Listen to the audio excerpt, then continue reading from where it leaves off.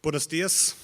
I know I have a very difficult accent sometimes, and I'm very difficult to understand, so you'll be glad to know I've also written my slides very, very slowly. So I guess what I want to talk about is, and I'm just going to put that proposition out there, is should we genotype every single animal in each of our respective countries? And you may ask why, and that's essentially what I want to cover for the whole of my 30 minutes talk. But you also might ask how. And I am familiar enough with the Uruguayan traceability system, and it would be, I think, one of the best in the world, but also in Europe. If I would have said pre-BSC, so in 1995, if I would have said that every animal in Europe will have a unique identification number that sticks with it throughout its life, you probably would have said I'm crazy. Now, I am a little bit crazy, but of course we know that we do indeed have a unique identification system. And this is the tag system that we use in Ireland and in the rest of the EU. So what if we were to just add a little vial to the top of that, which we do in Ireland? We take an ear sample of every single calf, dairy and beef, born in the country. So there we have access to DNA of every single animal in the country. And what I want to talk about is what is the potential benefits that could be there from looking at the DNA or genotyping that individual. And here I've just given you a sample of what the potential benefits are, and I'm going to go through each of these individually. But you'll see when we talk about genomics or DNA, most people will think about genomic selection and more accurate EPDs. And that's what I have here. But that's only one component, and actually I'm not going to talk a lot about that because Dorian and Nacho and others are going to talk about that. I'm going to focus on predominantly the other benefits that are there from DNA technologies.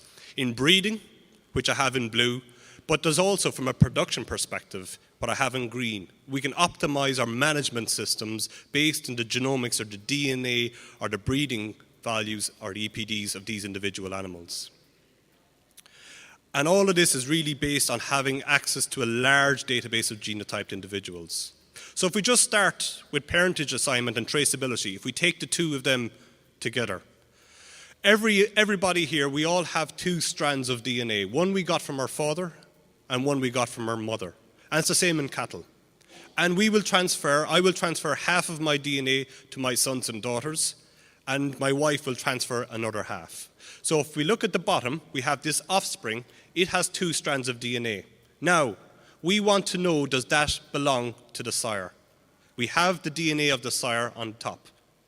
Because I just told you he transfers half his DNA, we can compare the DNA of the offspring to the sire. And we can see here that they match up. In fact, that sire would have transferred that half, the yellow half of his DNA.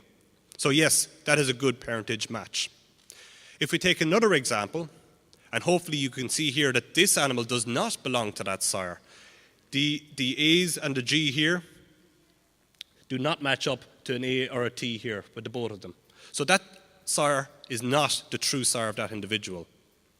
However, by having access to all the DNA of all the males in the country, or at the very least all the breeding males in the country, and this is what we're striving for in Ireland, is we can actually look at the entire database of all of these potential fathers, and we can identify who the true father, the true sire of that calf is. Of course, this requires all the animals to be genotyped so that we can actually scour that entire population. And if we look at commercial cattle in Ireland, our parentage errors are around 17%. So that's where the sire does not match up to the individual calf. But 60% of the time, so the vast majority of the time, we can actually tell the farmer, no, that is not the sire, but this is the sire. And we are 100% certain that this is the individual sire. So there's a huge potential there.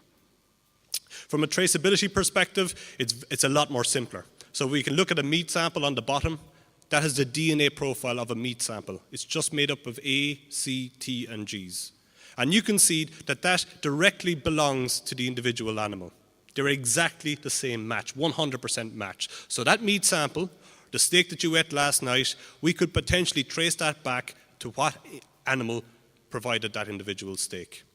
If we look at the other scenario, we can see that that meat sample is completely different to that animal. So therefore that meat sample does not belong to that animal, or that steak does not belong to that animal. So we can get 100% traceability, but it's all based on having all the animals in the population genotyped that we can scour it against. So they're the first two. Next lot I'm going to look at is really helping you with mating advice. So looking at inbreeding, looking at major genes, myostatin, things like that, and also lethal recessive genes.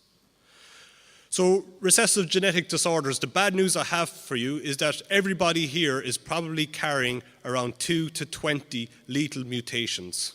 And that's why it's a bad idea to mate with your first cousins and things like that, because the chances of those appearing are very, very high. But it's an important point. So traditionally what we would have said is if a bull was carrying a lethal mutation, we should cut its throat, get rid of it. But I'm telling you that if we do that, we'll be killing everybody in this audience because we're all carrying them. So we need to look at monitoring and managing the mating of these animals as opposed to eradicating these lethal mutations in our population. And I'll just give you an example.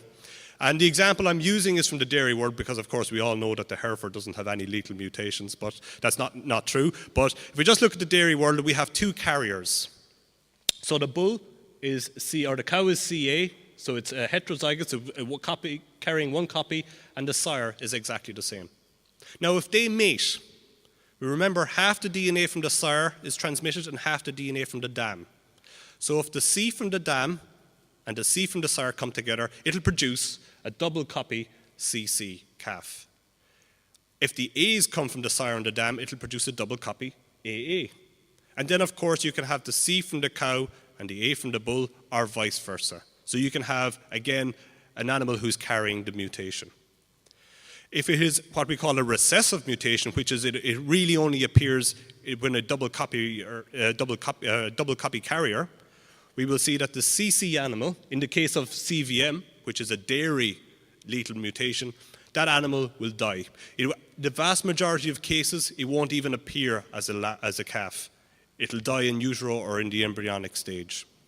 While on the right, the AA animal is not carrying the disease, but the CA animal, the one copy carrier, is still carrying the disease. It's not expressing it, and you don't know it is expressing, or it is carrying it until you look at its DNA. So as I said, the main benefit of this is it'll actually allow you to identify. You won't know, other than if the cow had several progeny and a lot of them had died, you might guess that it's carrying it, but you have to look at the DNA profile of that individual. So in reality, we have this animal, this cow, who is a known carrier. Okay? We have genotyped it as a known carrier, and it produces a bull calf. Now we know that there's probably a 50% chance that that bull is carrying that particular mutation. And we know if we sell that bull, we could make big money if it's not carrying it. But if it is carrying it, we could actually lose a lot of money. So therefore, if I was a breeder, I would probably say I won't look at its DNA. And then I'll sell this animal and I'll make big money, and in fact, it could be a carrier, which is bad. So again, why I'm saying is why we need to genotype all the animals in the country is that as breeders, you would have unequivocal access to that. So you would know in fact whether that animal is carrying any of these lethal mutations. And if we look at it again in the dairy world, there are 4 main lethal mutations that we have found in dairying. And we can see in Ireland, around 2% of animals are carrying these lethal mutations. So when they mate, there's a 25% chance that it will not result in a live calf on the ground. So it is one of the contributing factors to calf mortality and to infertility, or zero pregnancy rate amongst animals. And another thing, and this is something I show my PhD students, it kind of surprises them. Now, I don't want you to go away and try this at home, but essentially means that theoretically at least, you could be related to your brother or sister. You could mate to your brother or sister and result in no inbreeding. The chances of that happening are extremely, extremely unlikely, but I want to show you how it can actually happen. And here we have a bull and a cow. And as I said, every one of us carries 2 strands of DNA. So this bull, he has 2 pieces of green DNA, and the cow has 2 pieces of red DNA.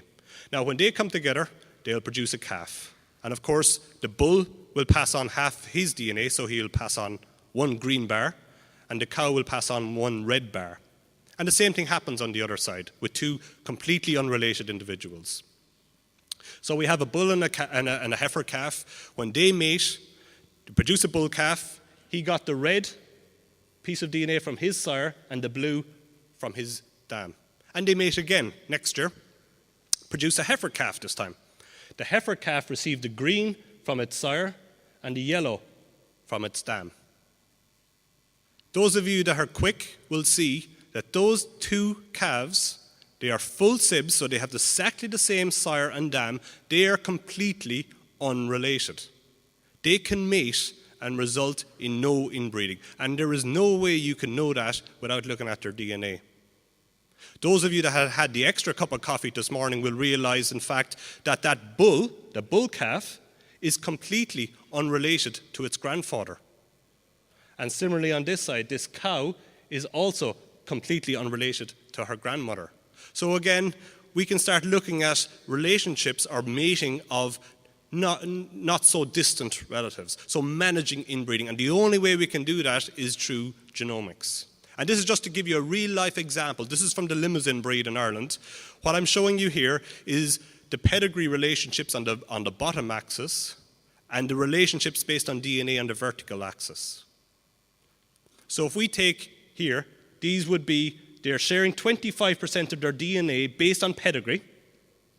These are half sibs, or they could be more distant relationships. If we look at their genomic relationships, we can see some of them share 35% of their DNA, while others share none of their DNA. Now, some of this could also be due to pedigree errors. But what it's showing you is that animals that we thought were based on pedigree were extremely related were not actually related at all. So they could be mated and result in no inbreeding.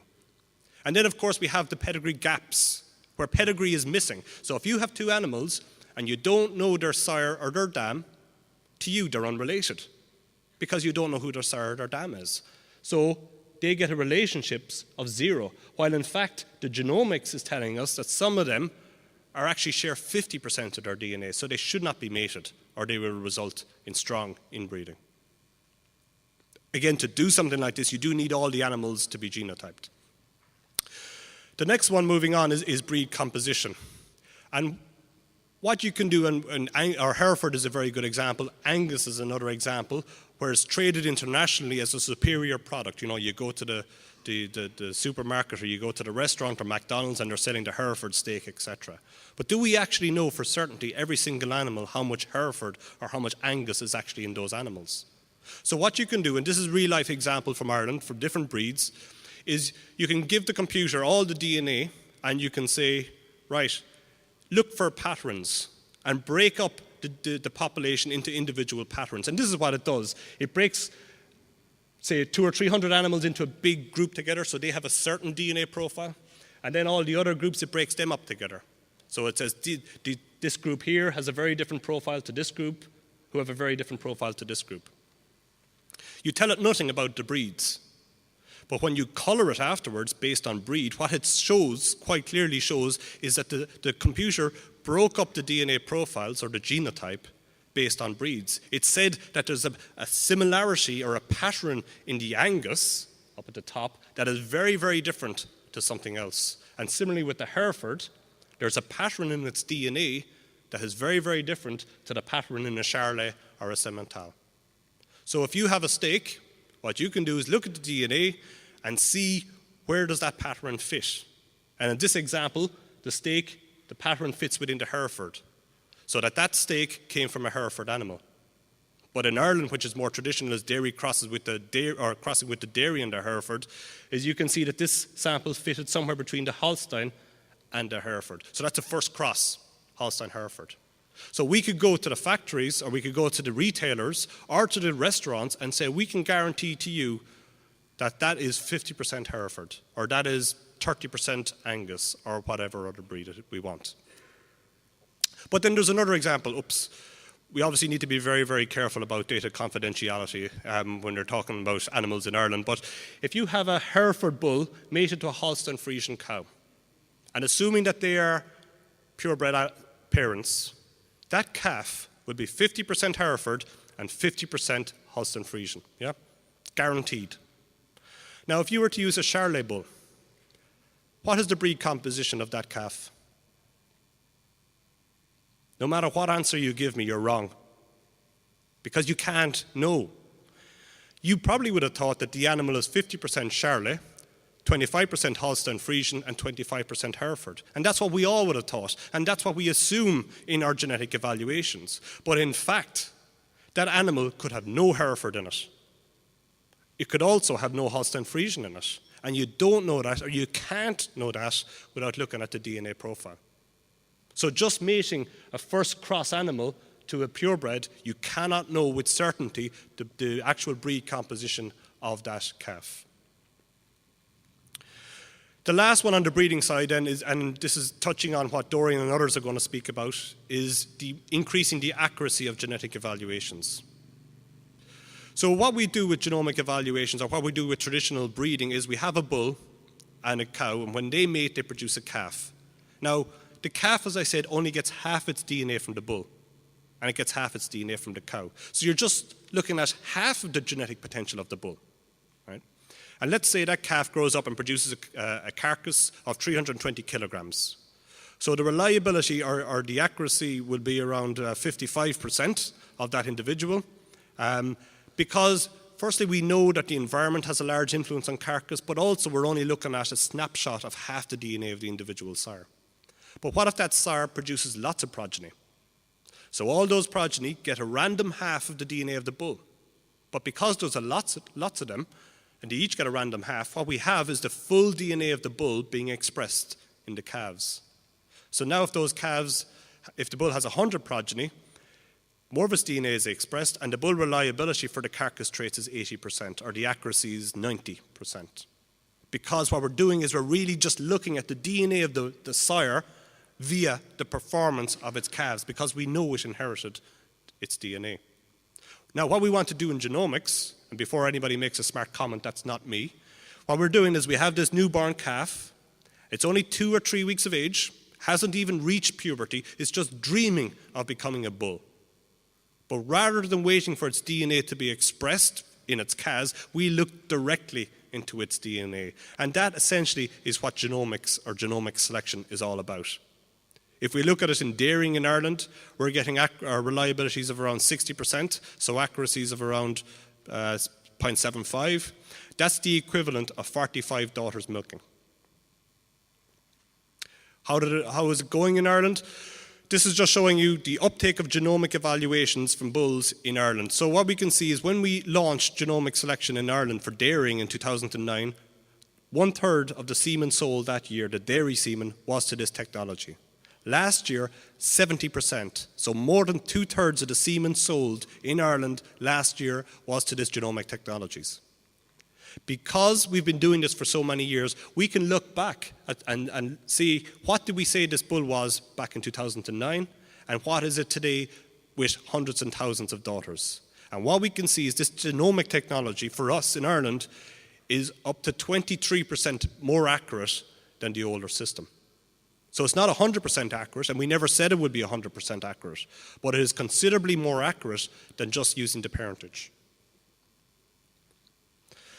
However, size does matter when it comes to genomic evaluations, and we do need very large populations in order to estimate what is the best DNA profile for each of the individual traits for Ireland and for other traits. And what we see here is that how the reliability of genetic evaluations or the genomic evaluations change as our population size increases. So what you can see here is you really need around 30,000 individuals genotyped to get pretty good accuracies for moderate heritability traits. And in dairying, we could achieve this using artificial insemination, but in beef, we had to look at another route. And I think Larry Feeney talked a bit about this yesterday. We have launched what we call the Irish Beef Genomics Scheme, whereby our ambition to some extent is to genotype every single beef animal in the country, no matter what the breed is, with the view of trying to get the last graft to get to far right as possible to have more accurate genomic evaluations. So in 2014, farmers were financially incentivized to genotype 15% of their cows. plus all the natural mating animals, all natural mating bulls, so we could assign parentage a lot better. In 2015, last year, farmers were again financially incentivized to genotype over 350,000 cows, or females. So at the moment, we have over 400,000 genotypes, and just for interest for the audience, there's over 21,000 of those are Herefords. The platform that we use, it's not really that important. We built our own genotype platform. We genotype at the moment in Europe. We genotype across many labs. It gives us a good flexibility to move different genotyping labs, to negotiate a better price. In Ireland, we will do 54,000 of these DNA markers for €22, all included. So that includes the cost of acquiring the ear sample, the cost of postage, the cost of doing the genotyping, and the cost of the genomic evaluation for €22. The accuracy we're achieving then, and I'm just going to show you some of the accuracies, and this is accuracy now, not at the BIF scale, unfortunately, at the normal accuracy scale. I'm just giving you a list of traits from the beef evaluation. This is the traditional accuracy we would have for those bulls, or those animals. They're newborn calves. So for calving difficulty, direct calving difficulty, they would have an accuracy of 0.6. The genomics is bringing them up to an accuracy of 0.72. What you can see is it's not a huge lift. So the equivalent progeny this would be the equivalent of this calf having 22 progeny. So it's a newborn calf, 2 or 3 weeks of age, and it's the equivalent of a bull with 22 progeny. There's not a huge benefit for some of these traits, the traits which we call are higher heritable, things like carcass traits, etc. Because you know yourself, when you look at a bull and you go out the yard and you look at individual bulls, the muscular bulls, they're probably genetically pretty good for muscle. So you really don't need that much of a DNA test to tell you that. You can judge it very well by your eye. So there's not a huge benefit. But would you know if they're good for fertility? You wouldn't really. It'd be hard to look at a bull and see is it good for fertility or age at first calving or survival. And you can see here that these are the accuracies we traditionally would get in Ireland for newborn calves, and we see this is the lift we get for using genomics. So it's the equivalent of this newborn calf having 100 daughters for fertility or 100 daughters for survival. A huge benefit of this DNA technology. So that's all the genomics. Now for the last 5 minutes, I just want to finish off with how we can use this technology to help us manage these animals better. Okay? So which animal here is going to get BRD, respiratory disease? I'm not very good at cattle, but I know which one's going to get it. The one on your left obviously already has it. But traditionally what you would use is you'd have to take a blood sample, or any disease you'd have to look. Now, which one of these calves is going to get diseased? You don't know. But what if we could look at the DNA? And traditionally what we would have done is we would have looked at parentage. And if the parents said that, if the parents themselves got sick, we would have said, oh, there's a bit of a likelihood there that the calf might get sick. But now we could actually use genomic technologies to help us predict that better. And you might think I'm crazy. Again, I am crazy. But if we look at the human world, and there are 2 genes, BRCA1 and BRCA2, which some people have probably heard about. If you have the bad mutations for those genes, you have a 5 times greater risk of getting breast cancer and a 10 to a 30 times greater risk of getting ovarian cancer. So this technology could help us identify animals who are at greater risk of different diseases. And you might say, so what? Like, what good is it going to be? But you can actually do things differently. You can manage them differently. So if you have a group of animals who are likely to get a respiratory disease, you might put those animals into a shed or a house that had better ventilation. You might observe them a bit better for coughing, right? Or you could treat them. You could treat them and you could vaccinate those particular group of animals, or you could alter their diet or give them a better diet with better mineral or vitamin supplementation to increase their immunity against these individual diseases. I'll just give you this example. So big farmers, we all have individual sheds, and maybe we should be segregating our animals based on their genetic predisposition to individual diseases. So if we look at, for example, the group on the right here, we could have them genotyped at birth, and the genotype or the DNA could tell us that these animals are more susceptible to virus A. So we put all of those animals into an individual shed, but we keep them away from everybody else. And then on the other side, we have a different bacterial infection. These animals are more susceptible to an individual bacterial infection. So we put them in another shed, and we vaccinate them. And then we keep all the safe animals, or the animals who are less susceptible to disease, in a different shed. And of course, if you imagine things, you could do this also for growth rate. So traditionally, in a multi-breed population like we would have in Ireland, we would probably group all of our Charolais in one pen, all of our Belgian Blues in another pen, all of our Angus in another pen, and maybe the odd Hereford. But what looking at the DNA will allow us to do, it'll allow us to put the fast-growing Herefords in with the Charolais and manage them accordingly, because they're at the extreme of the distribution. And there is a huge potential to do this. And without going into this slide in much detail, what it shows is the accuracy that we can achieve for different prevalence of diseases and for different heritabilities. So if we take, for example, tuberculosis. So tuberculosis has a heritability, TB, of around 0.15, and it has a very low prevalence. So that means that we could get an accuracy, be able to predict whether an animal will succumb to tuberculosis if it's exposed to the pathogen. We'd be able to tell you that with an accuracy of around 75%. That's what this is telling us. And I did it. So I did a genetic evaluation for tuberculosis for animals as newborn calves, and I followed them throughout their lives. So if I looked at the bulls that I said, just based on parentage, that these were the worst 10 genetics for TB, and then I have the group of animals, and there were several thousand of animals in this, who are the best, so they're less susceptible to TB. I followed them throughout their lives. The ones that I said were the worst genetically, 31% of them got TB. The ones I said were the best genetically, 5% of them got TB. So there's a phenomenal potential that we haven't tapped into enough in being able to segregate animals based on susceptibility to individual diseases. So just to conclude, I didn't go into it in great detail, but if we look across the world, with the exception of really just one country, genomic selection clearly works in dairying.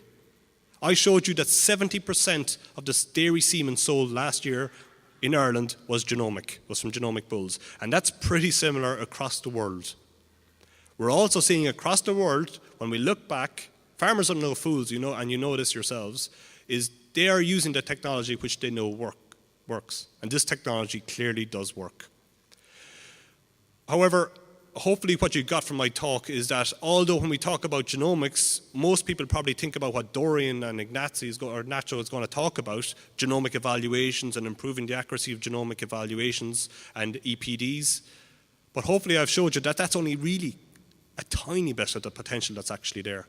There is so much more information that we can get from DNA that will allow us to breed our animals better, to decide which ones are least related, but manage lethal recessive mutations, but also manage our animals differently, segregate them differently based on their genomic potential. Cleaning up the pedigree. And this becomes really, really important, and being in Uruguay, of course, it's really important, being a large exporter of beef. Imagine going to the high-value markets, going to the Russian market with the traceability system that is in the EU and in Uruguay, and being able to say, not only will we tell you who that animal is that carcass came from, we'll tell you every single farm that animal has been to. But not only that, we'll tell you who the father has been through, and we'll tell you who the mother is, and we'll tell you every single farm she's been through, and potentially even her mother. So there's a huge potential, I think, to drive into the higher value markets by using these genomic technologies. Thank you very much.